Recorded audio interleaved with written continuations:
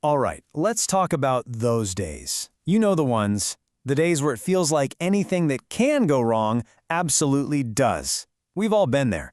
But is it really just bad luck or is something else going on? Maybe inside our own heads. Let's get into it. I mean, come on. Have you ever had that moment? You just have to throw your hands up and go, of course this is happening to me. It feels so personal, right?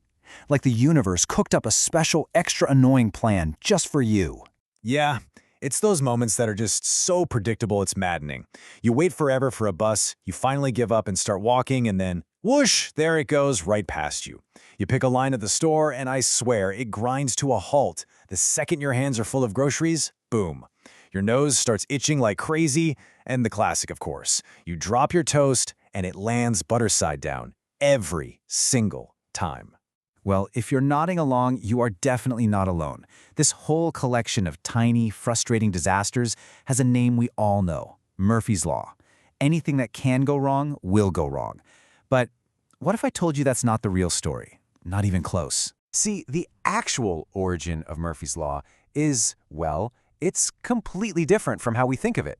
It's not about some grand cosmic chaos. It's about something much, much more specific. Okay, so get this. The real story has absolutely nothing to do with bad luck or the universe or even buttered toast.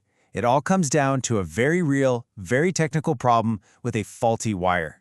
And this is where we meet the man himself, Captain Edward A. Murphy, Jr. And no, he wasn't some gloomy philosopher. He was a U.S. Air Force engineer, and he was working on a pretty high-stakes project back in 1949. So, let me set the scene. It's 1949. The Air Force is running this wild experiment with a rocket sled to see how much acceleration a person can handle. They hook up the test subject with 16 super-sensitive sensors. The goal is to get all this crucial data. They run the test, and they get nothing. Zero. Zilch. Why?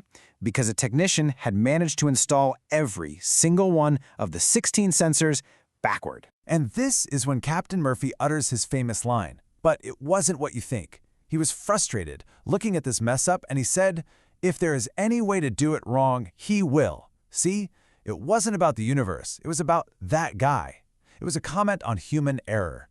Basically, a principle for engineers. Always assume someone might mess up, so design things to be foolproof. It was never meant to be a cosmic law about bad luck. So, that leaves us with a huge question, right? If the real law was just about one guy messing up an experiment, why does the version we all know in, quote, anything that can go wrong will go wrong, feel so real? The answer, it turns out, isn't out there in the cosmos. It's right here inside our heads. It turns out our brains have these little glitches, these biases, that make us the perfect suckers for Murphy's Law. And the first one we need to talk about is something called the spotlight effect. You know the spotlight effect? Even if you don't know the name. It's that feeling when you, say, trip on the sidewalk. In your head, you feel like a giant spotlight just snapped on. Alarms are blaring, and every single person on the street is staring and judging you. But the reality? Almost no one noticed. They're all too busy worrying about the spotlight on them. So here's how that ties into Murphy's Law. When your toast lands butter side down, or you pick the slow line, the spotlight effect makes that tiny, insignificant event feel huge in your mind. It's a catastrophe. Why? Because to you, you're the main character. But to everyone else, it's just nothing. Barely a blip on their radar. Okay, so that's one piece of the puzzle. We make our own mistakes feel way bigger than they are.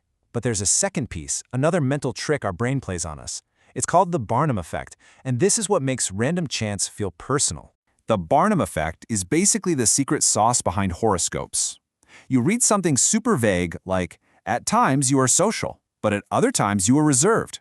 And your brain just lights up and goes, oh my God, that is totally me.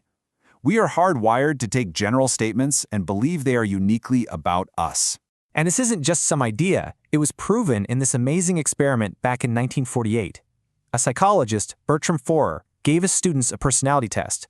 He told them he'd give them a unique analysis based on their answers, and they got them back and were blown away.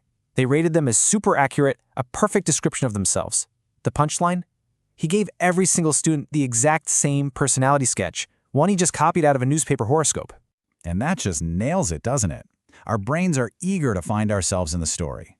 So when a totally generic, random thing happens, like getting stuck in traffic, the Barnum effect kicks in. It stops being traffic is bad today, and it becomes, of course, I got stuck in traffic, this always happens to me. We write ourselves into a story of personal bad luck, even when there's no story at all. So when you combine these two things, the spotlight effect making small problems feel huge, and the Barnum effect making random problems feel personal, what do you get? You get Murphy's Law. It's a powerful illusion, but the cool thing is, once you see how the trick works, you can start to break its spell. This is all about becoming more self-aware. And this is really the key takeaway here, the shift in thinking. The myth we tell ourselves is the universe is out to get me, but the reality is much simpler. My brain is just doing its thing. It's wired to notice the bad stuff and make it feel personal. That's it. No conspiracy needed. So let's recap, right? The real Murphy's Law, the original one, it's just about planning for human mistakes. The feeling of Murphy's Law, the one we all know, that's our brain. The spotlight effect makes our slip-ups feel epic. The Barnum effect makes random chance feel like a personal attack. And knowing this, honestly, it's like a superpower. It means you're not cursed. You're just human. Once you understand the psychology behind something like Murphy's Law, you can't unsee it. You start to notice the little tricks your brain is playing. And that leads to a really interesting final question to leave you with. If this one famous law is just our psychology playing tricks on us, what other invisible laws are secretly running your life?